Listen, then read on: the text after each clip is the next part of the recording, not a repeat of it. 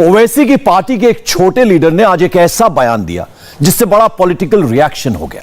ओवैसी की पार्टी के लीडर ने ओवैसी को प्रधानमंत्री बनाने का फॉर्मूला दिया है, लेकिन यह फॉर्मूला ऐसा है कि इसको सुनकर अखिलेश यादव के सपोर्टर्स बोल रहे हैं कि ऐसे फॉर्मूले से ओवैसी पीएम बने ना बने, लेकिन अखिलेश यादव का उत्तर प्रदेश के मुख्यमंत्री पद तक पहुंचना मुश्किल हो जाएगा। क्या है ओवैसी की पार्टी के लीडर का वो फॉर्मूला और इसे कैसे उत्तर प्रदेश के मुस्लिम मोहल्लों में फैलाया जा रहा है, हमारी इस रिपोर्ट में देखिए। अबे जब तक बच्चे ना होंगे तो कैसे हम लोग राज करेंगे? कैसे हमारे ओवैसी साहब प्रधानमंत्री बनेंगे? कैसे शौकत साहब हमारे मुख्यमंत्री बनेंगे? यूपी के गांव, खेत, खलिहानों में आजकल ओवैसी की पार्टी के नेता मुसलमानों को यही पट्टी पढ़ाने में जुटे हुए हैं। ज्यादा से ज्यादा मुस्लिम बच्चे पैदा करो, बड़े से बड़ा मुस्लिम वोट बैंक बनाओ, और जब सारे मुसलमान ओवैसी को वोट देंगे तभी तो ओवैसी प्रधानमंत्री बनेंगे। जनता को दिखाने के लिए ओवैसी की रैली के जो पोस्टर छपते हैं उसमें ओवैसी की पार्टी के लोकल लीडर्स लिखते हैं शोषित वंचित समाज सम्मेलन। इन्हीं पोस्टर्स पर लिखा होता है जय मीम जय भीम। लेकिन जमीन पर ओवैसी के नेता क्या बोलते हैं? जमीन पर ओवैसी की पार्टी का कुछ और ही प्लान चल रहा है। ज्यादा मुस्लिम बच्चे पैदा करो और ओवैसी को प्रधानमंत्री बनाओ। हम लोग मुसलमान कौम है ना, बहुत ईमान से भी नीचे चली गई है हर तरीके से। हमारे इस्लाम में लोगों ने कि बच्चे पैदा मत करो, मतलब लोगों ने है कि बच्चे पैदा मत करो, एक बच्चा दो बच्चे। अबे जब तक बच्चे ना होंगे तो कैसे हम लोग राज करेंगे? कैसे हमारे ओवैसी साहब प्रधानमंत्री बनेंगे? कैसे शौकत साहब हमारे मुख्यमंत्री बनेंगे? ये गुरफान नूर AIMIM के अलीगढ़ जिले के अध्यक्ष हैं। ओवैसी ने ऐसे लोगों को अपनी पार्टी का स्थानीय नेतृत्व सौंपा है जिनको मुसलमानों की बदहाली की कोई चिंता नहीं है। इन नेताओं को चिंता इस बात की है कि मुसलमान ज्यादा बच्चे पैदा करें ताकि ओवैसी पीएम बने, और दूसरी तरफ ओवैसी अपनी हर रैली में मुसलमानों की बदहाली पर बड़े बड़े डायलॉग सुनाते हैं। सुनिए ओवैसी साहब के वो डायलॉग्स जिन पर खूब तालियां बजती हैं। यहाँ पर हमारी माँ और बहनें बैठे, यहाँ पर साहब औलाद लोग बैठे हैं। क्या आपकी ख्वाहिश नहीं है कि आपका बच्चा स्कूल में पढ़े? क्या आपकी ख्वाहिश नहीं है कि मुसलमान बच्चियां स्कूल में पढ़े? सिर्फ 22% पढ़ते हैं, और जब मिडिल स्कूल को आते हैं तो गिरकर वो 13% हो जाता है। प्राइमरी में 22, मिडिल में 13 और मैट्रिकुलेशन सेकेंडरी में आते आते 12% होता है। हायर सेकेंडरी इंटरमीडिएट में 7.1% और ग्रेजुएट 4.9, यानी 22 से शुरू होकर ग्रेजुएट होने तक खाली 4% पे आ जाते मुसलमान। आप रिजर्वेशन नहीं देंगे? क्यों नहीं पढ़ रहे? मुसलमान पढ़ना चाहता है। ये संघ परिवार के जालिम लोग झूठे जो कहते हैं कि मुसलमान पढ़ना नहीं चाहता। मुसलमान पढ़ना चाहता है। क्यों नहीं पढ़ पाता? क्योंकि उसके पास पैसे नहीं है अपने बच्चों का पढ़ाने के लिए। तुम रिजर्वेशन दो उसको, देखो हमारे बच्चे और बच्चियां आसमानों तक, ऊंचाई तक जाएंगे। ओवैसी मुसलमानों के लिए रिजर्वेशन मांग रहे हैं और ओवैसी के लोकल लीडर्स मुसलमानों के बीच जाकर ज्यादा बच्चे पैदा करने की अपील कर रहे हैं। लेकिन गुरफान नूर का यह बयान वायरल हो गया और ओवैसी को पीएम बनाने का उनका फॉर्मूला लीक हो गया। तो अब गुरफान नूर क्या सफाई दे रहे हैं, ये भी सुनिए। अब कहने के लिए तो बहुत कुछ है, सारी चीज़ें। अब साक्षी महाराज जी कहते हैं कि बच्चे पैदा करो, हैं ज़्यादा पैदा करो और एक शंकु भी दो। तो हम ये नहीं कहते कि भाई किसी पॉलिटिकल उससे दो बच्चे, लेकिन हाँ हम ये चाहते हैं कि भाई देखिए आज़ादी के लिए अगर देश को हमारी ज़रूरत पड़े उसके लिए बच्चे होना भी ज़रूरी है। और खाने के लिए तो ये है, मैंने भी ये भी कहा था कि देखिए ऊपर वाला अल्लाह ताला है खिलाने वाला है। आप क्यों डरते हो किसी से? भाजपा से क्यों डरते हो? हैं मेरा सदर अल्लाह से डराता है। ये लोग जो सेकुलर नाम निहत पार्टियां हैं वो इंसानों से, मोदी से, भाजपा से डराती हैं। तो क्यों? हम में और इन लोगों में यही फ़र्क है कि हम लोग अल्लाह से डरते हैं और अल्लाह ही सब कुछ करने वाला है और इसके सिवा कोई नहीं। AIMIM के नेता मुसलमानों से ज्यादा बच्चे पैदा करने के लिए कह रहे हैं। मुसलमानों की सामाजिक आर्थिक स्थिति ऐसी ही राजनीति की वजह से खराब होती जा रही है। नेशनल सैंपल सर्वे ऑफिस की रिपोर्ट के मुताबिक देश के आम नागरिक हर महीने औसतन 1128 रुपए खर्च करते हैं, जबकि मुसलमान हर महीने 980 रुपए ही खर्च करता है। देश में 74% लोग साक्षर हैं, जबकि मुसलमानों में करीब 69% साक्षरता है। भारत में 40% आबादी के पास रोजगार है, जबकि मुसलमानों में सिर्फ 33% के पास रोजगार है। लेकिन इसके बाद भी शफीकुर रहमान बर्क जैसे मुस्लिम लीडर्स बर्थ कंट्रोल पर ध्यान नहीं देते, बल्कि वो ये समझा रहे हैं कि बच्चों के पैदा होने पर सिर्फ और सिर्फ अल्लाह की मर्जी है। असदुद्दीन ओवैसी की पार्टी के एक नेता ने कहा है कि मुस्लिम ज्यादा बच्चे पैदा करें तभी ओवैसी साहब देश के पीएम बनेंगे। मुस्लिम बच्चे ज़्यादा पैदा करें, पैदा करना हमारे बस का नहीं है, अल्लाह के इख्तियार में है। हम इस्लाम की फ़िलॉसफी के मानने वाले हैं और हर चीज़ अल्लाह ही बनाता है, पैदा भी वही करता है, मारता भी वही है। इसलिए ये गलत है कोई कह रहा है। लेकिन उनका ये कहना है कि अगर ज़्यादा मुस्लिम जो है वो बच्चे पैदा करेंगे तभी असदुद्दीन ओवैसी देश के पीएम बन पाएंगे।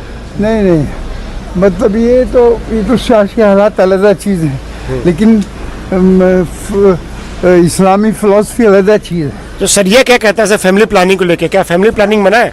फैमिली प्लानिंग मना है शरिया के मुताबिक? हाँ, शरीयत फैमिली प्लानिंग अलग चीज़ है, प्लानिंग करना अलग चीज़ है, लेकिन अकीदा अलग चीज़ है, फेथ जो है वो अलग चीज़ है। ये इलेक्शन स्टंट्स हैं, इलेक्शन सर पे उन्हें दिख रहा है कि अखिलेश यादव जी चीफ मिनिस्टर बनने जा रहे हैं। अब इस किस्म की बातें करके वो कहीं ना कहीं समाजवादी पार्टी को नुकसान पहुंचाने की कोशिश कर रहे हैं। बच्चे पैदा करें ना करें ये लोगों का पर्सनल एटीट्यूड है, मगर पोलराइज करने की कोशिश ना की जाए वोट को। लेकिन ये ऐसे बयान देना है कि अगर मुस्लिम ज़्यादा बच्चे पैदा करेंगे तभी ओवैसी साहब पीएम बन सकते हैं, ये शरिया कानून भी कहता है कि फैमिली प्लानिंग नहीं करनी चाहिए, ऐसा कहा उन्होंने। देखिए, ये आदमी का अपना एटीट्यूड के ऊपर है। सारे पढ़े लिखे मुसलमान आज फैमिली प्लानिंग कर रहे हैं क्योंकि उन्हें अपनी ज़िंदगी और अपने अब बच्चों को अच्छी क्वालिटी देना है। हमारा मकसद क्वालिटी प्रोडक्शन होना चाहिए, ना कि क्वांटिटी प्रोडक्शन। क्वालिटी वाले बच्चे पैदा हों, अच्छे पढ़े लिखे पैदा हों, और अगर कोई आदमी क्वालिटी दे सकता है तो कोई हर्ज नहीं, जितने चाहे पैदा करे।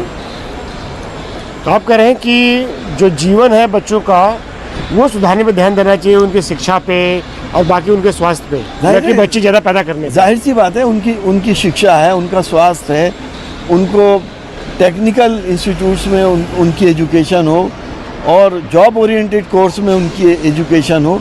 हम इस बात के खिलाफ हैं कि हम मजदूर पैदा करें, इस बात के हम खिलाफ हैं। लेकिन AIMIM के नेता जनसंख्या बढ़ाकर सत्ता पाने का ख्वाब देख रहे हैं।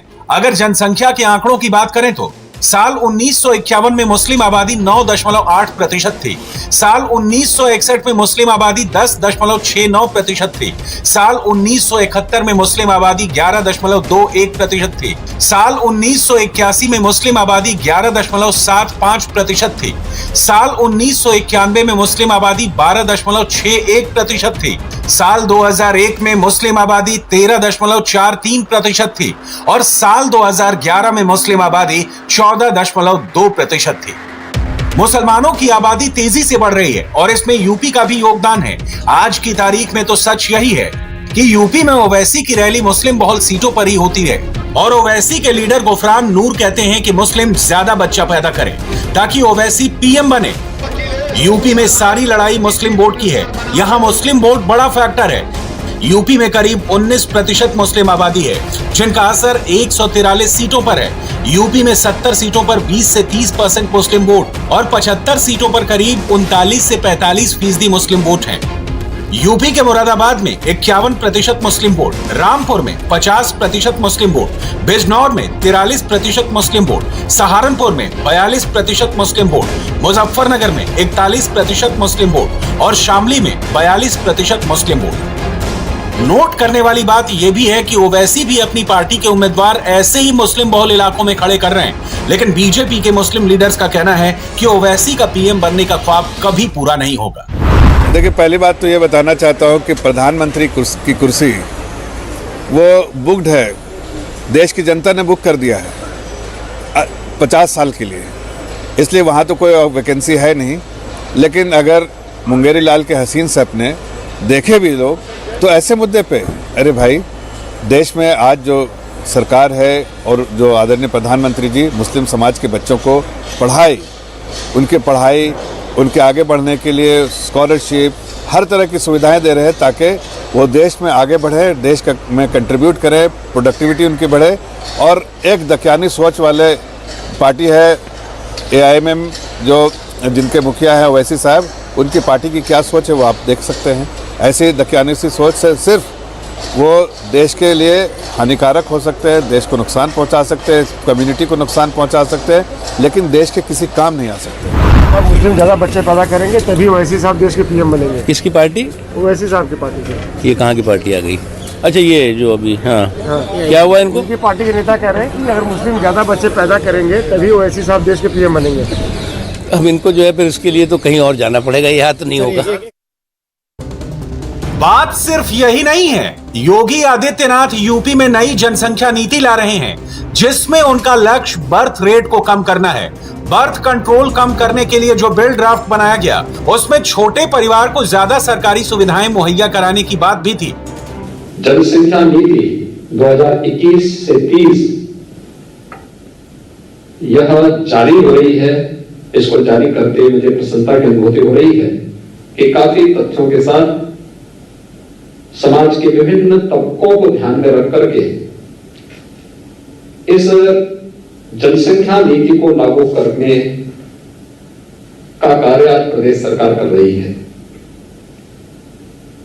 वास्तव में जनसंख्या स्थिरीकरण का जो प्रयास है, यह समाज की व्यापक जागरूकता के साथ जुड़ा हुआ है। हमें इस बात को नहीं भूलना चाहिए कि अगर समाज में जहां गरीबी है वहां जनसंख्या वृद्धि का उसके साथ एक संबंध हो जाता है। यानी यहाँ पर ओवैसी की पार्टी और बीजेपी आमने सामने है। बीजेपी के मुख्यमंत्री पॉपुलेशन कंट्रोल पर जोर दे रहे हैं, जबकि ओवैसी की पार्टी के लीडर ज्यादा बच्चे पैदा करने की अपील कर रहे हैं। इंडिया टीवी हर वक्त हर जगह डाउनलोड करने के लिए सर्च करें India TV news Google play store या ऐप स्टोर पर।